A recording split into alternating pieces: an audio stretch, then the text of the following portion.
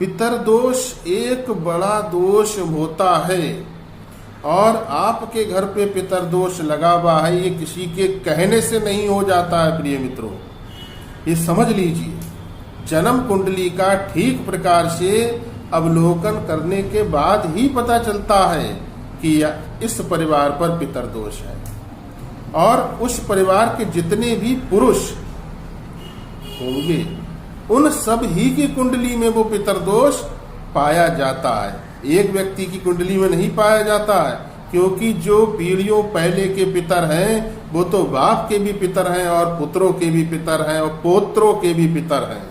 पितर थे तो ही हम हैं, पितर नहीं होते तो हम कहाँ से होते। प्रिय मित्रों, पितर दोष का शमन करने हेतु आवश्यक तिथि उपयुक्त तिथि होती है, जो मास में एक बार पड़ती है।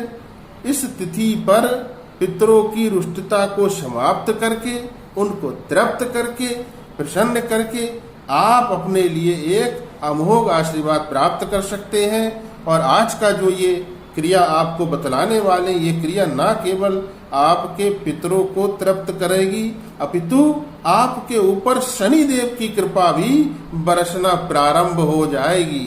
धन की समस्या समाप्त होगी, किसी भी प्रकार की स्वास्थ्य समस्या है वो भी समाप्त होगी। यदि किसी कार्य में आपके बार बार बाधा आ रही, वो बाधाएं भी हटेंगी। सभी बाधाओं को हटा देता है ये। तो आपको क्या करना है, आप बहुत सौभाग्यशाली होंगे यदि आपको कहीं पर भी कौआ महाराज मिल जाए। कौआ पक्षी होता है ना, क्रो अंग्रेजी में बोलते हैं। ये कौआ पितरों का भी कारक है और शनि का तो वाहन है। प्रिय मित्रों, आप जलेबी ले लीजिए, जलेबी के छोटे छोटे टुकड़े कर लीजिए और उस पर दही लगा करके किसी डिस्पोजल वगैरह में रख करके श्रद्धा पूर्वक, यदि कहीं पर कौए आते हो वहां पर को आप रख दीजिए। प्रातः काल में स्नान के उपरांत सूर्य देव को एक लोटा जल देने के बाद ही ये क्रिया करिए।